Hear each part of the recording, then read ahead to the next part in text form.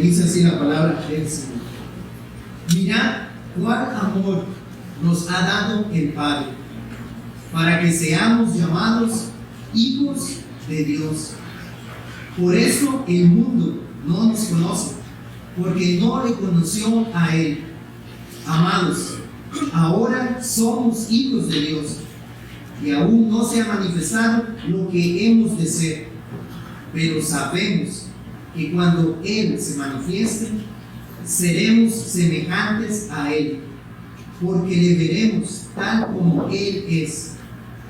Y todo aquel que tiene esta esperanza en Él, se purifica a sí mismo, así como Él es puro. Todo aquel que comete pecado, infringe también la ley, pues el pecado es infracción de la ley. Y sabéis que Él apareció para quitar nuestros pecados, y no hay pecado en Él. Todo aquel que permanece en Él no peca. Todo aquel que peca no le ha visto ni le ha conocido. Hijitos, nadie os engañe. El que hace justicia es justo como Él es justo. El que practica el pecado es del diablo, porque el diablo peca desde el principio. Para esto apareció el Hijo de Dios, para deshacer las obras del diablo. Todo aquel que es nacido de Dios no practica el pecado, porque la simiente de Dios permanece en él, y no puede pecar, porque es nacido de Dios. En esto se manifiestan los hijos de Dios y los hijos del diablo.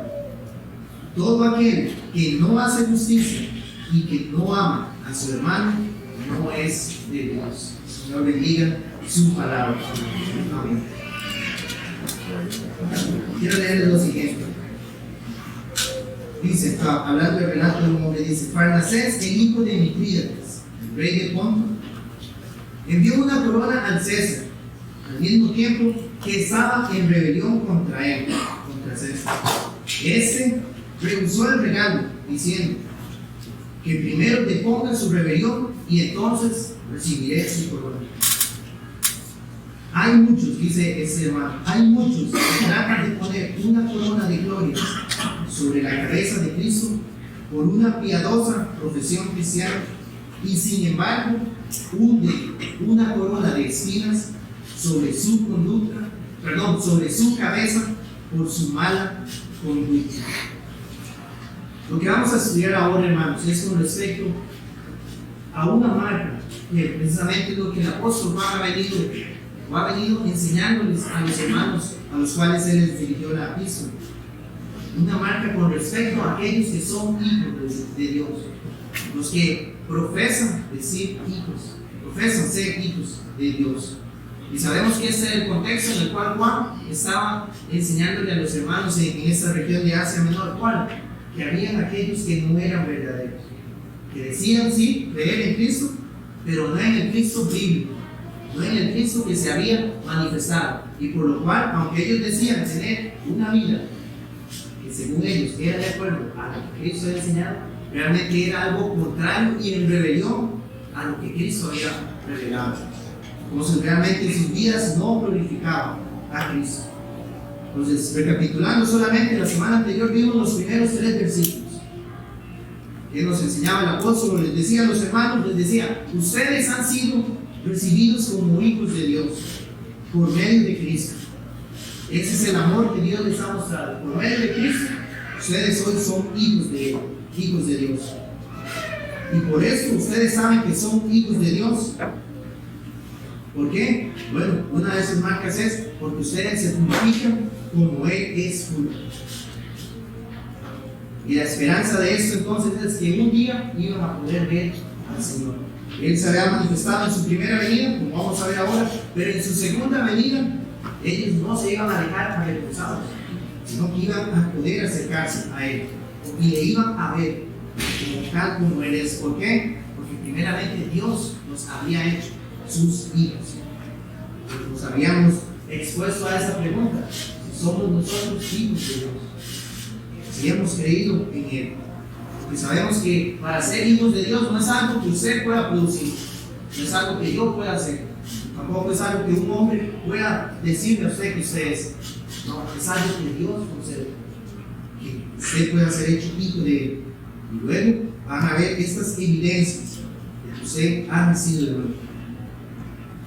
Él decía en el versículo 3, aquel dice: y todo aquel que tiene esta esperanza, la esperanza de verle, ¿qué hace? Se purifica.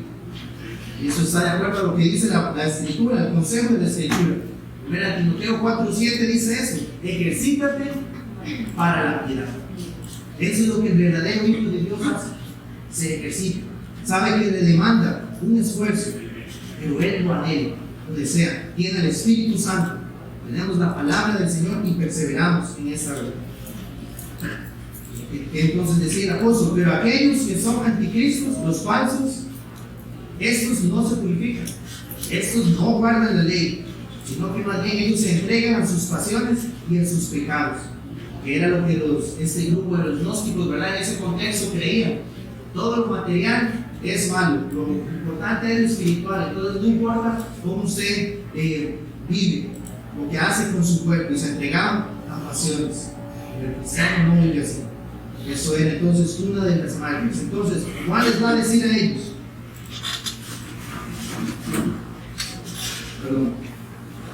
Les dice: el Hijo de Dios, aquel que ha sido recibido como su Hijo, va a practicar la justicia.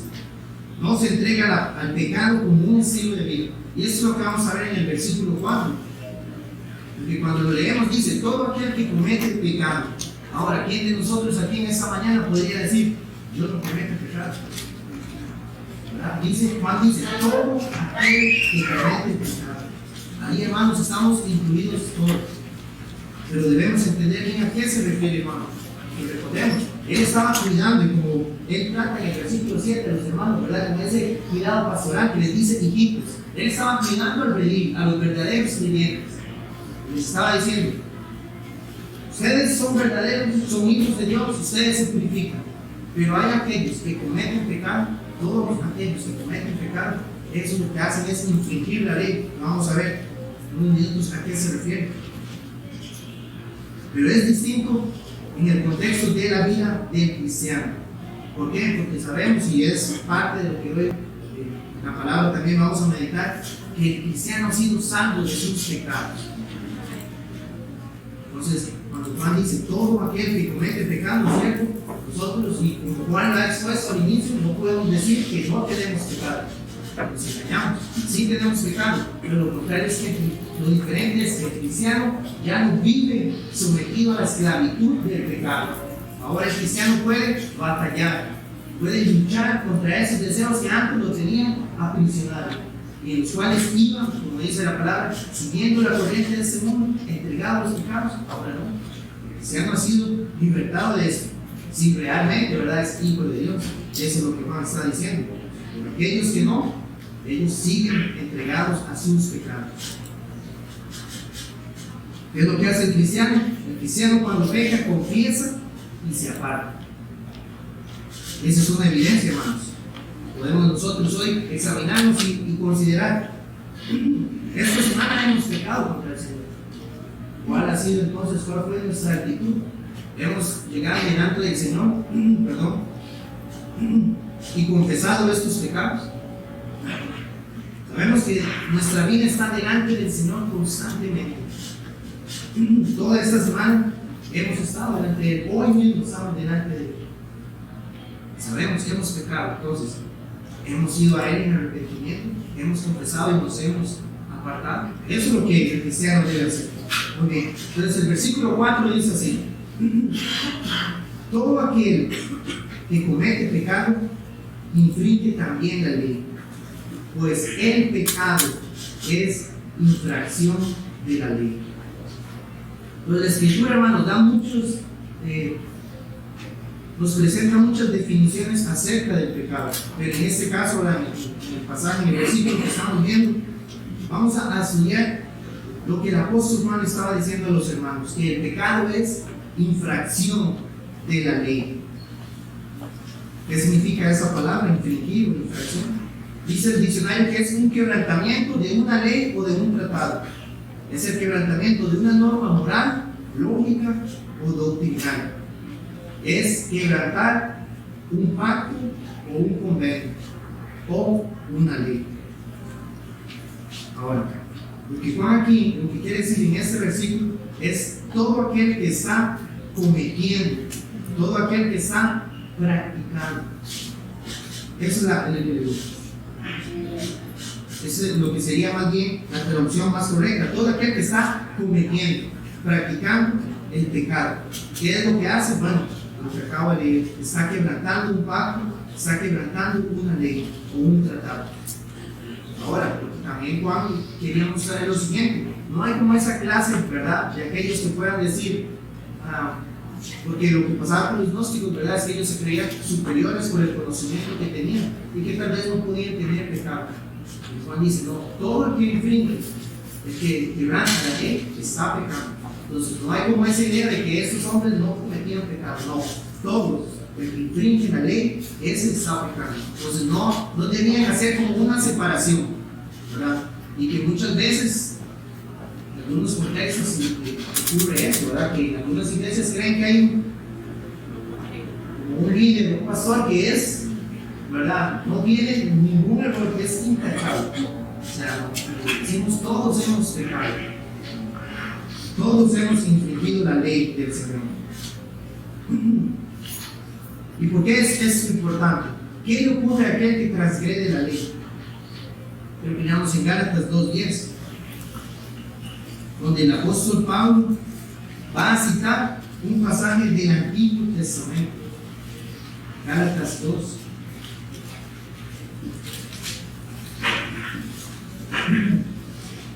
Perdón, Gálatas 3:10.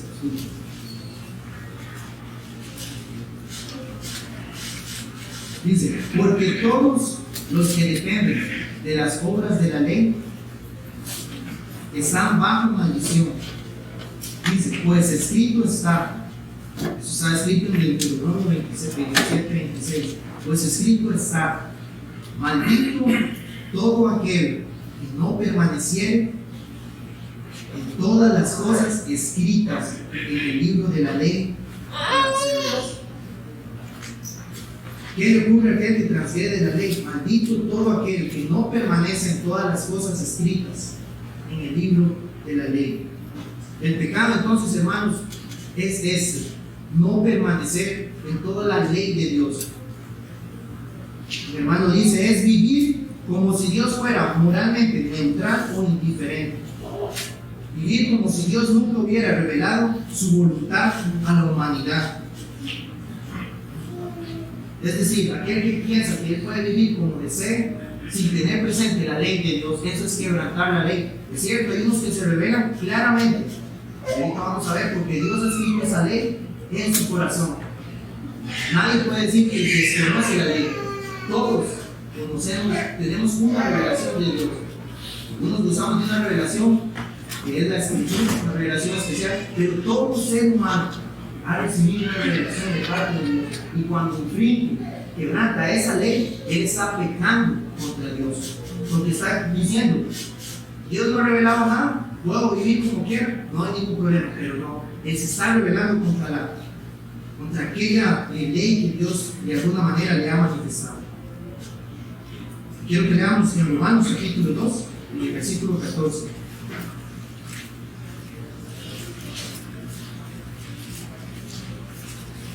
Dice, porque cuando los gentiles que no tienen ley, hacen por naturaleza lo que es de la ley, estos, aunque no tengan ley, son ley para sí mismos. En el versículo 15, mostrando la obra de la ley escrita en sus corazones, dando testimonio en su conciencia y acusándoles o defendiéndoles sus razonamientos. En otras palabras, lo que Pablo está diciendo es, por esa ley escrita en su corazón, su propia conciencia lo acusa o lo alaba. Por esa ley que el hombre tiene en su corazón, cuando hace algo bueno, se le alaba. Cuando hace algo malo, hay algo que le dice, estás haciendo algo incorrecto. Es esa ley de Dios que está escrita en el ser humano. Por eso digo que nadie puede decir que no tuvo una revelación de Dios. Dios nos creó, Dios creó, hizo el mundo. Y no debemos creer entonces que Dios nos dejó. Que Dios creó todo eso y Él se desentendió. ¿Verdad? Que algunos creen eso, que ahora nosotros podemos vivir como queramos y eso no va a afectar a Dios. No, Él ha puesto esa ley en nosotros. Proverbios 5:21 dice: porque los caminos del hombre están ante los ojos de Jehová, y Él considera todas sus veredas. Todos los caminos de cada uno de nosotros, de cada ser humano, están delante de Dios. Y Él está viendo cómo el hombre actúa según esa ley que Él ha revelado. En un tiempo, tal vez muchos de aquí vivíamos así, sin conocer la Escritura, sin conocer más acerca de lo que Dios ha revelado en su palabra. Pero teníamos esa ley. Había algo que constantemente nos martillaba. Algunos dicen la palabra y llegan a tener esa conciencia cauterizada por causa del pecado, hasta tal punto que ya no pueden huir, ¿verdad?, cuando les acusan por sus pecados. Y eso es un terrible juicio de parte de Dios hacia esas personas que están infringiendo la ley, que ese es el pecado. Ahora, también nosotros podemos decir que la otra revelación que Dios nos ha dado es su sagrada palabra, las sagradas escrituras. Lo vemos en 2 de Timoteo, capítulo 3, en el versículo 15, que dice: y que desde la niñez has sabido las sagradas escrituras. Le dice Pablo, ¿verdad?, Timoteo, desde la niñez has aprendido las sagradas escrituras, y le dice: las cuales te pueden hacer sabios para la salvación por la fe que es en Cristo Jesús. Eso es lo que hace la Escritura. ¿Qué nos hace? Nos lleva a Cristo.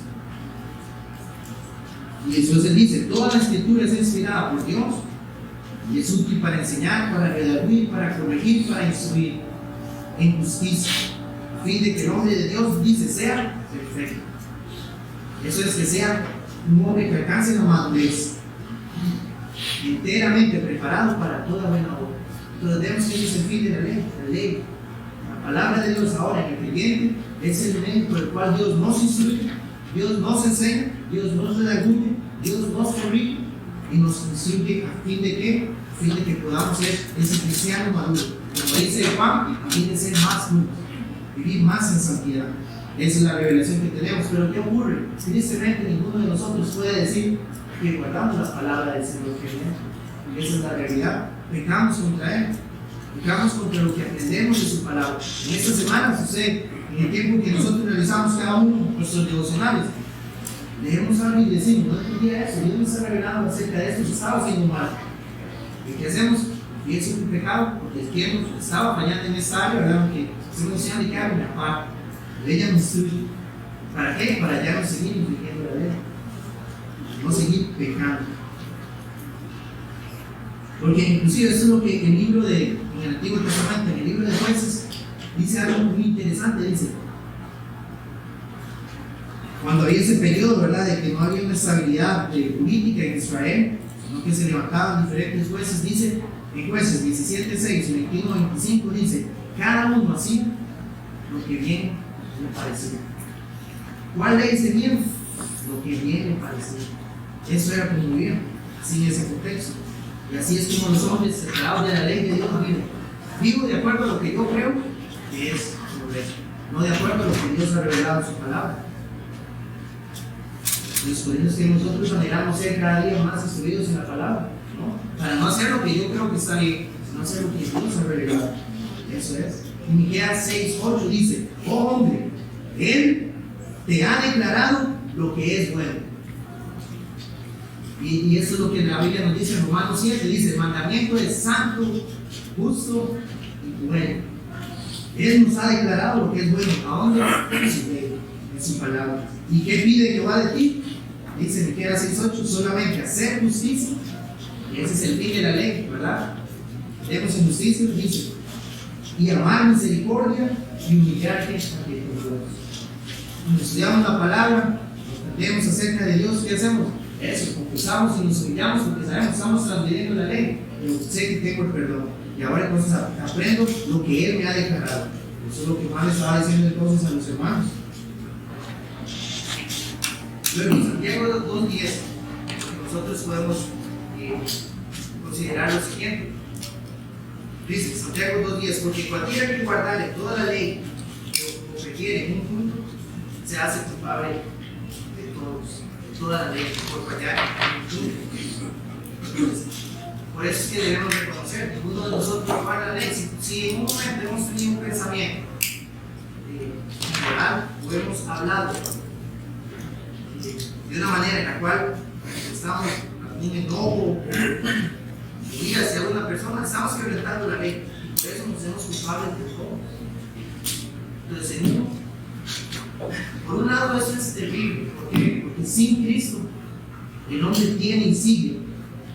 Si en este momento alguien está sin Cristo, tiene la maldición de la ley. ¿Por qué? Porque ha quebrantado toda la ley, si ha fallado en un solo punto. Y la realidad es que nosotros hemos fallado en toda la ley. Nadie puede decir, lo intenté y solo fallé en uno. No.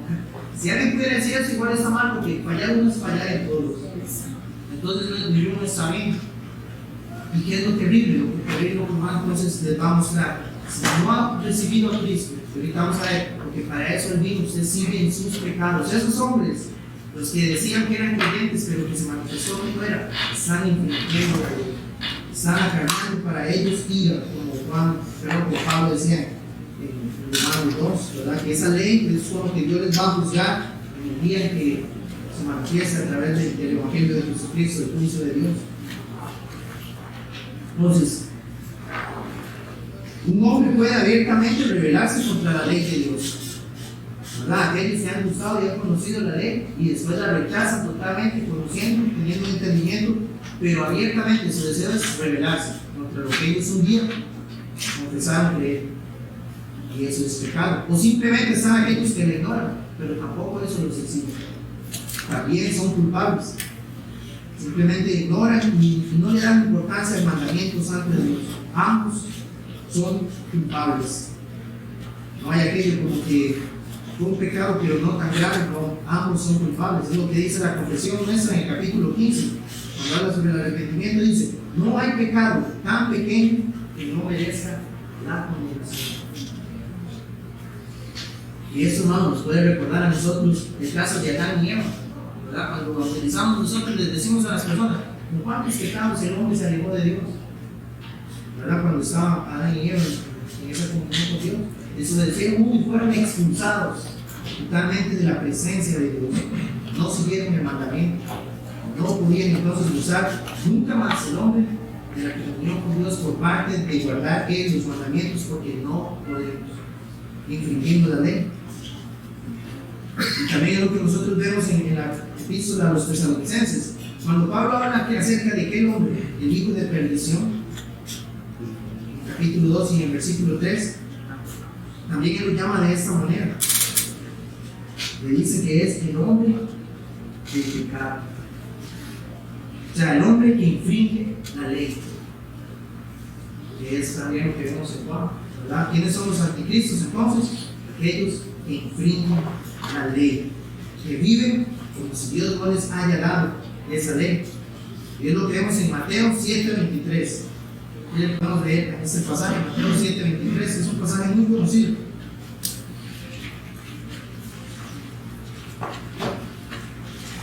Dice así, y entonces les declararé, dice Jesús, nunca os conocí, apartados de mí, hacedores de maldad.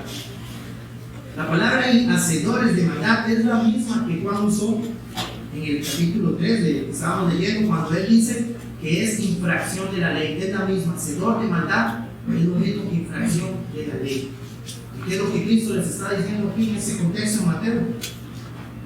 Que llegará el día en que aquellos que infringían la ley, que eran hacedores de maldad, Él les va a decir, apártense de mí, por la ley que han transgredido. A los que viven entonces sin obedecer su ley. Entonces, como le digo, en el creyente, hermanos, debe haber ese examen, ¿verdad? Que eso es lo que Juan está haciendo, para ver si estamos en el libro. ¿Qué debemos hacer? ¿Cuál es mi actitud hacia la ley de Dios? ¿No le resto importancia? ¿Va bien? ¿No voy a ella para ser instruido? Porque el cristiano que va a anhelar conocer más la voluntad del Señor. El cristiano no va a estar entregado a pecados que sabe que ese pecado es infringir la ley, a practicar hábitos que son contrarios a la palabra, sino que él debe evaluarse. Porque Juan esto es lo que está diciendo. Ustedes son hijos de Dios, tienen esta esperanza, se purifican, entonces ustedes no van a infringir la ley. No van a practicar eso. Ese es el punto.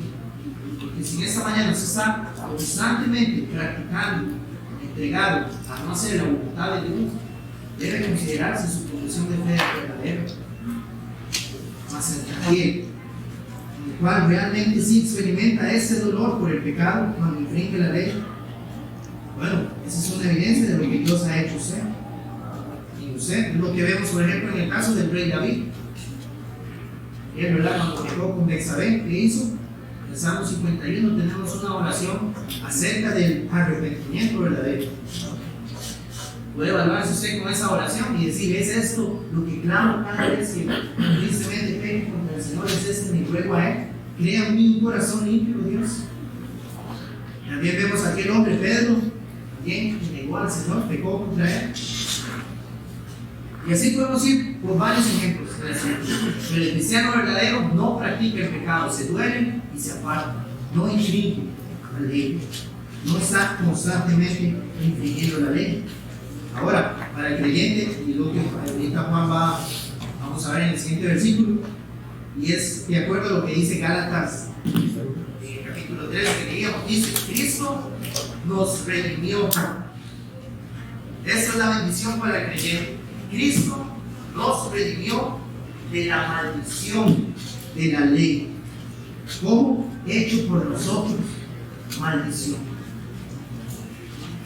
¿Por qué el cristiano hoy puede decir que no estaba bajo el juicio de la ley de Dios? Porque Cristo lo redimió de la maldición de la ley. Para esto es lo que Juan va a decir: para esto apareció el Hijo de Dios. Entonces, hermano, hoy el Hijo de Dios, que significa a sí mismo, entiende: Cristo me ha libertado de esta maldición. Yo ya no voy a la ley viéndola como un juez, sino que voy viéndolo como lo más dulce. Como David expresa la ley, ¿verdad? En el Salmo 119.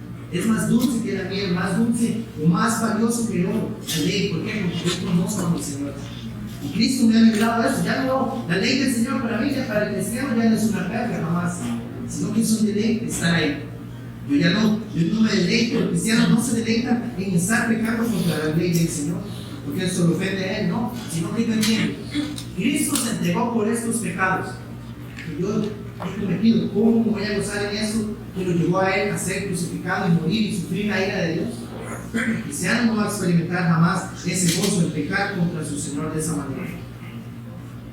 Pero hermanos, si usted oye de Cristo, puede, si usted es hijo de Dios, puede tener la certeza: Cristo lo ha cumplido toda la ley, yo ya no debo cumplir nada. Y Él me ha dado su espíritu. Vamos a ver luego que esa es la simiente de Dios que está en mí. Me ha dado su espíritu para obedecer su ley. Eso es lo que tenemos. Pero también, hermanos, algo que nosotros, y debemos aplicarlo a nuestras vidas, es cómo tratamos nosotros el pecado. Cuando tenemos que hablar acerca del pecado, ¿cómo predicamos acerca? Cuando tenemos que hablar con alguien, ¿cómo le hablamos del pecado? En algunos lugares le dicen: no, es que usted ha cometido algunos errores, no es que usted tuvo un pequeño desliz, no es que usted se ha descuidado. En muchos contextos no se habla sobre la realidad del pecado como lo que es, como lo que implica. Primero, porque ni siquiera se conoce, ¿verdad?, qué es el pecado y por qué fue necesario que viniera Dios mismo en su humanidad para salvarnos del pecado. Creen que el hombre de alguna manera puede lidiar con este asunto, entonces le prestan importancia. Pero el cristiano, nosotros debemos ser fieles a lo que la Escritura nos dice acerca del pecado, llamar aquellas cosas que son pecado como lo son. Y no en nombre de no ofender, ¿verdad? Como dice uno en muchos lugares hoy en día. Entonces, no tratar de acusar o de presentar el pecado de las personas. No, sino que a la luz de la palabra, a lo que la Biblia nos muestra que es pecado, lo que nosotros debemos enseñar también que es pecado. Porque si el hombre no se ve pecador, ¿cómo podemos decirle que Cristo vino a llamar a pecadores al arrepentimiento si él no se ve pecador? Al hombre se le debe mostrar que ha pecado contra su Creador, para que entienda entonces su grave condición. Eso es lo que algunos pastores o predicadores dicen, es mostrarle la mala noticia para luego mostrarle la belleza del Evangelio de Jesucristo. Porque si el hombre no se ve a sí mismo malo, dice: ¿para qué necesito a Cristo si mi vida todo está bien? Si marcho bien con mi familia, con mi hogar, mi trabajo, mi estudio, todo está bien conmigo. Unos dicen que necesito a Cristo, pero no veo cuál es la necesidad de Él. Bueno, debemos mostrarle la realidad de esa condición delante de su Creador, y cómo ofende constantemente y se revela contra esa ley que Dios le ha revelado en su corazón o a través de lo que ha podido escuchar de la palabra. Y no ser entonces, no tratar de suavizar de alguna manera, por así decirlo, el mensaje del Evangelio. Recordemos al profeta Juan el Bautista cómo predicaba. Cuando estaba delante de aquel gobernador, tuvo que poner para señalarle el pecado a Herodes. Vamos a leer en Marcos 6.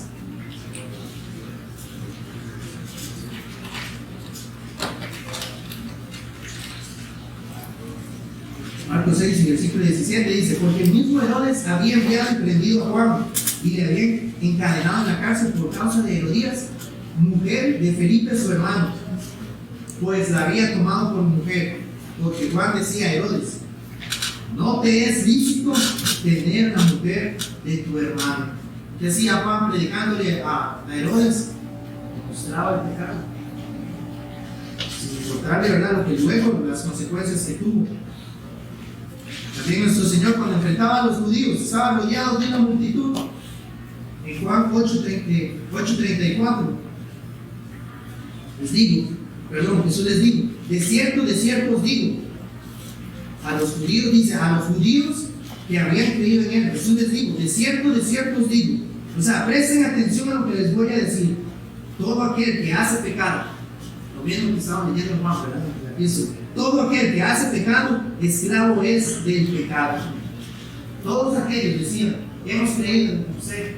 Jesús les dijo: no, presten atención, que les voy a decir. Si usted dice hace pecado, igual si usted practica el pecado, usted es esclavo del pecado. No se conformó con decir: sí, hemos creído en usted. No, Él les apuntó. ¿Por qué? Porque Él conocía el corazón del hombre. Delante de Él no había nada oculto, y les dijo: ustedes están practicando el pecado, están desobedeciendo la ley, aún son esclavos del pecado. Pero que Él luego les dice: ¿qué es lo que les va a libertar? Si el libro los libertaron, serán verdaderamente libres. Entonces eso es lo que nosotros debemos presentar: el pecado, pero a la misma vez la libertad que hay en Cristo, que es la libertad que el Hijo de Dios ha experimentado, la cual Él puede decir: Cristo me libertó de aquello que me tenía esclavizado. Para eso apareció Él. ¿Vino para qué? Para deshacer las obras del diablo. Marcos 7:21 nos dice la realidad del corazón del hombre, que ahí es donde está toda esa rebelión a la ley del Señor. Marcos 7:21 dice: porque de dentro del corazón de los hombres, ahí es donde está esa rebelión, salen los malos pensamientos, los adulterios, todo lo que es contrario a la ley, hermanos, las fornicaciones, los homicidios, los hurtos, las avaricias, las maldades, el engaño, la lascivia, la envidia, la maledicencia, la soberbia, la insensatez. Todo esto, todas estas maldades de dentro salen y contaminan al hombre. Ahí es donde está el problema. ¿Cómo el hombre entonces es libre de esto? Bueno, para eso apareció el Hijo de Dios. Somos infractores de la ley, quebrantadores de la ley, así venimos y le predicamos. Pero para eso apareció el Hijo de Dios. Es el único que puede libertar al hombre de sus pecados. Es como aquel relato en el Antiguo Testamento. Podemos ver el tipo de Cristo en ese relato, cuando el pueblo de Israel se veía afligido por aquel hombre, aquel gigante que salía constantemente a retar al pueblo. Si alguien podía vencerlo, ellos serían sus esclavos, y si no, Israel sería esclavo de los filisteos. ¿Quién apareció? Apareció un hombre, David, y logró vencer a ese gigante. Hermano, y eso es lo que nosotros debemos mostrarle al pecador. No hay nada que a usted lo pueda libertar de su pecado, solo Cristo. Solo Cristo. Y ahí usted a Cristo, lo que hay que decir, y también en esta mañana puede examinarse y decir, he ido a Cristo, el único que me puede libertar de este pecado, porque de lo contrario estaría en esclavitud todavía para el pecado. El 1:21 dice, llamará su nombre Jesús, porque Él salvará a su pueblo de sus pecados. Eso es lo que vino Cristo. Jesús no vino a darle una mejor vida, ¿verdad? Como algunos enseñan. Jesús no vino a darme la mejor salud que yo pueda tener. No vino a darme la mejor familia que pueda tener. Aunque en su gracia les concede esto a muchos, ¿verdad? En su lugar. Y gloria a Dios por eso. Pero Él vino a libertarme de mis pecados. Para esto y para la gloria de Dios. Juan dijo, he aquí el Cordero de Dios que quita el pecado del mundo.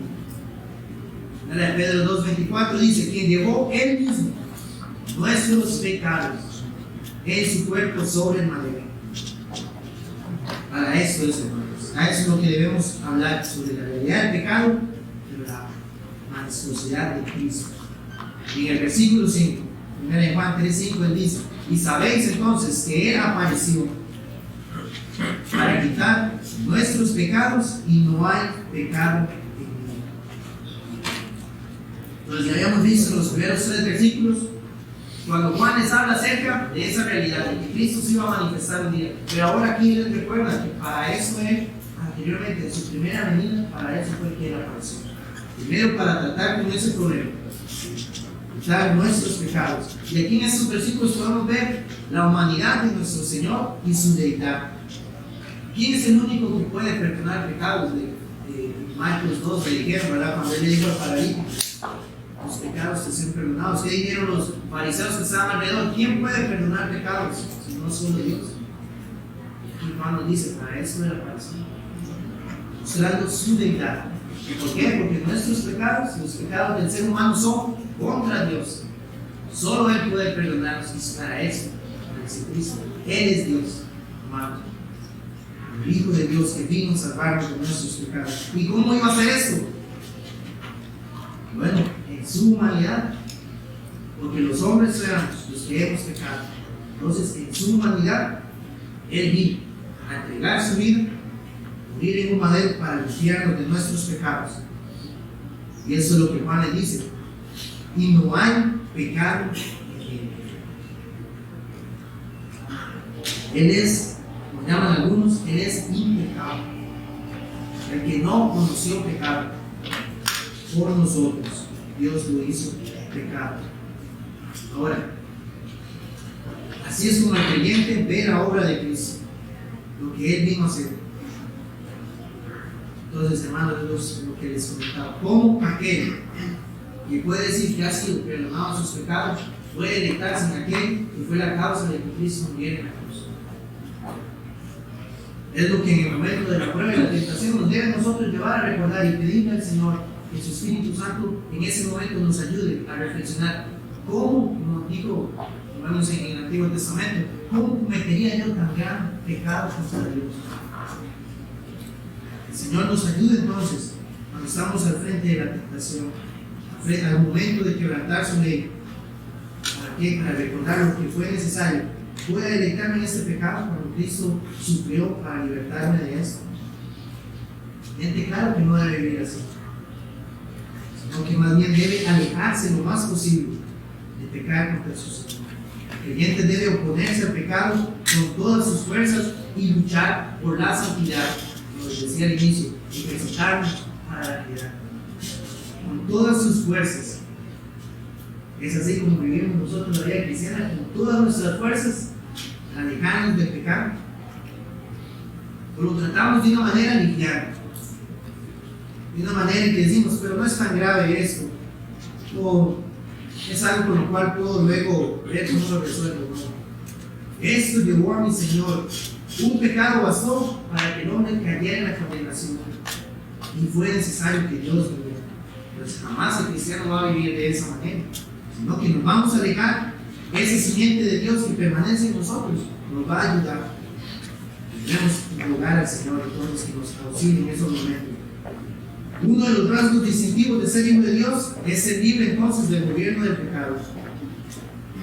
Si el cristiano viviese una vida de pecado, su confesión de ser hijo de Dios es totalmente carente de significado. El cristiano batalla contra el pecado y no tiene comunión con las obras de Satanás. Es lo que hoy entonces nosotros, a la luz de estos dos versículos, podemos evaluarnos. Y lo que Juan estaba recordando a los hermanos entonces. Ustedes ya no practican el pecado porque Cristo se los quitó. Para eso Él apareció. Y porque no hay pecado en Él. Pues que esto sea lo que nosotros podamos meditar y evaluarnos a la luz de la palabra del Señor. Nada más para recapitular, entonces, el pecado es infracción de la ley. Para acarrea maldición sobre aquel que le infringe. Fallar en un punto es fallar todos. Y segundo, Jesucristo es el único que puede libertarnos de nuestros pecados. Solamente Él. Vamos a concluir aquí, hermanos. Este pequeño receso y regresamos a las 10 de la mañana.